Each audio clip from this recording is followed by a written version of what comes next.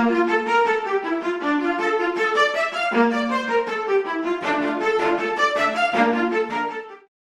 बार ख्याल आया क्यों ना स्नो ट्रैकिंग की जाए और डिसाइड किया कि किश्तवाड़ के सरटॉप का व्यू जनवरी के मंथ में देखते हैं।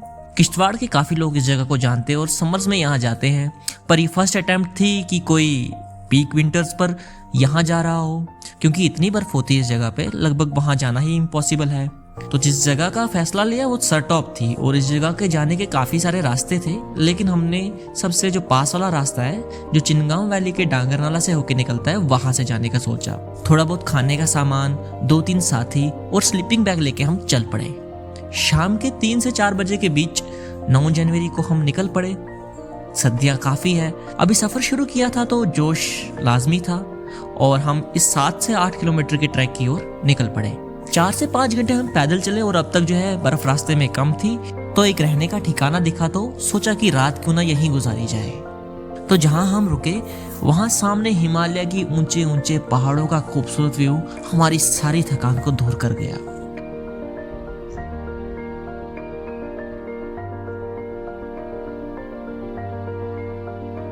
अब तैयारी हो रही थी रात के इंतजाम की और आग जलाकर खाना बनाने की। तो खाना बनाया गया और सभी ट्रैवलर्स की फेवरेट जो मैगी है उसको सब्जी के तौर पर हमने भी यूज किया और चावल पकाए गए। आप देख सकते हैं कि दीपक को किस तरह भूख लगी, अभी सीधा सूखा खाना खा रहा है। लिया मजे, आवाज में वैसे भी नहीं लाने वाला, इसका बैकग्राउंड म्यूजिक है। ये है हमारे एक साथी जिनका नाम रंगीला है, ये सोने की कोशिश कर रहे हैं और ये है हमारे डिस्ट्रिक्ट के सबसे कंट्रोवर्शियल रिपोर्टर। खाना काफ़ी स्वादिष्ट बना था और अब तैयारी थी सोने की, पर नींद आती किसे। टेम्परेचर 0 डिग्री के नीचे चला गया और ठंड बढ़ गई। हमने आग को तो काफ़ी बढ़िया से तैयार किया था, लेकिन फिर भी हम सो नहीं पाए क्योंकि ज़मीन से शरीर में ठंड आ रही थी। तो एक तरफ से गर्म और एक तरफ से ठंडा, दोनों चीज़ें हमें महसूस हो रही थी। तो पूरी रात हमने जाग कर बिताई। ऐसे नींद तो किसी को आ नहीं रही थी, लेकिन एक दोस्त ने कुछ देर के लिए थोड़ी सी झपकी ले ली, तो मैंने उसकी तस्वीर ले ली और आप तस्वीर की खूबसूरती को समझ ही सकते हैं कि जब नींद आती है तो वो किस तरह से आप कहीं भी सो सकते हैं। रात के 2 बजे इंतज़ार किया जा रहा है सुबह होने का। तो काफ़ी लंबी रात गुजारने के बाद आखिर सुबह हो ही गई और हमारे 2 साथी जो है वापस लौट गए। तो उन्होंने वापस लौटने का फैसला लिया। अब बचे हम 2, मैं और मेरा एक साथी जिसका नाम रंगील है। हमने फैसला लिया, बेशक बर्फ़ बहुत ज़्यादा है, रास्ता बहुत मुश्किल है, लेकिन हम आगे जाने की कोशिश करेंगे। आप समझ रहे हैं, हम कोशिश करेंगे जहां तक हमसे चला जाएगा। रास्ते में हमें कुछ जानवरों के पाँव के निशान भी दिखे और 1-2 जगह एवलांच भी आए थे, लेकिन हम पूरी सेफ्टी के साथ आगे चलते रहे और अब बर्फ जो है वो हमारे पेट तक पहुंच गई। चलना मुश्किल हो रहा था, लगभग नामुमकिन हो गया था समझो।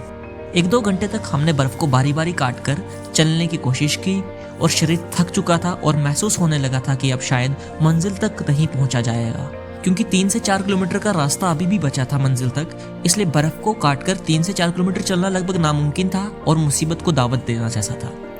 मौसम भी थोड़ा खराब हो रहा था और नेक्स्ट डे की ऐसी भी स्नो एडवाइजरी थी। तो फिर हमने भी जो है वापस जाने का फैसला ले लिया और इतना पता चल गया कि किश्तवाड़ में स्नो ट्रैकिंग करना लगभग नामुमकिन है।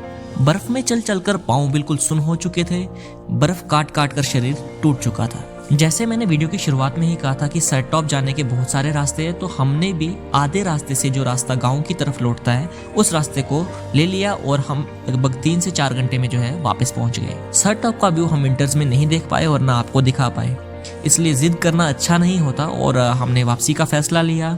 और ये फैसला सही था क्योंकि आप कुदरत के साथ जो है टक्कर नहीं ले सकते और जहां आपको लगे कि अब बस हो गई है वहां से आप वापस चल पड़े। तो ऐसा नहीं है कि ज़िंदगी में हार मान लेनी चाहिए, लेकिन आपको कंडीशंस को, परिस्थितियों को समझना पड़ेगा, किस जगह आपको हार माननी है और किस जगह हार नहीं माननी है। तो मैं ये कह सकता हूँ ये थी छोटी सी नाकामयाब कोशिश और एक ऐसी रात जहाँ नींद तो नहीं आई लेकिन फिर भी आराम था। चलिए अभी के लिए इतना ही, मिलते हैं फिर आपको एक नई वीडियो में, तब तक के लिए धन्यवाद।